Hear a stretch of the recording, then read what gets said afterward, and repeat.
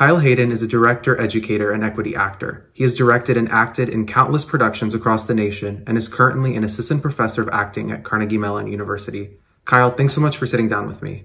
So being that for months now, most if not all physical theatrical productions have halted and some of the biggest names like Hamilton have now moved to digital platforms, I'm interested to know where to you the lines of theater are drawn. You know, I think I might have a little bit of a different definition than most people. For me, theater is about having several elements. It's about having a performer. It's about having an audience. It's about having a physical space where both of those parties are located. And it's about two-way communication. So the performer is presenting something to the audience, and the audience is receiving that. And then the audience's reactions in turn, the things they find funny or scary or sexy, are informing the performer and creating what they make. So in that sense, actually, what we're doing online, to me, doesn't qualify as theater.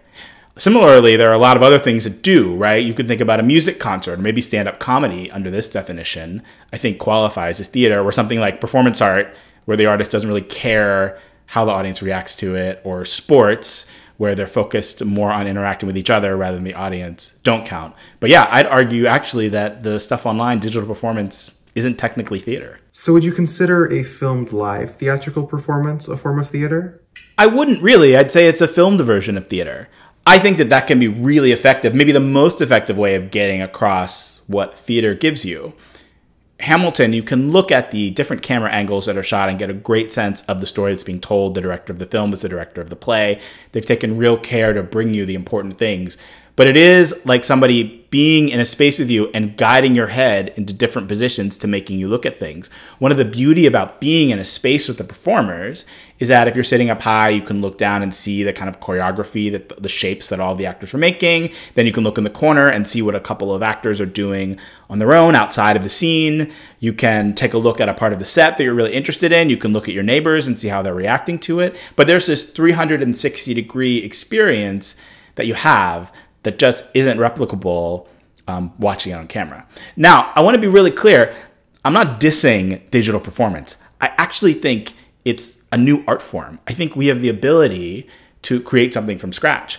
And at a time when our country is wrestling with the legacy of being founded on white supremacy, of being centered in a white culture, focused on cisgender males, it gives us the opportunity to start something without all that baggage. Right? We can start from a position of wanting to be inclusive, of wanting to include everybody and building things the right way.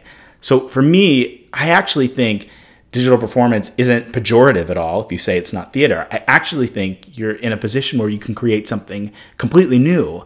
And I think that's really exciting, and I think will be really tempting for a lot of folks as we go forward. Now, being a director and actor yourself, I know you've transitioned recently to a lot more digital work. Are there any particular types of films or plays you like doing? So it really doesn't matter what role I have, if I'm acting or directing or producing. I'm a storyteller. I've been a storyteller since I was a very little kid, have been obsessed with them. People that know me know that I will invariably tell them stories about my life or my family or things that I've experienced or seen or read about. And what I love about that is it really roots me to a tradition of my ancestors, right? I grew up reading West African folk tales. But I think back to them, and I think back even further to people sitting around the campfire, you know, telling stories to entertain, to inspire, to educate.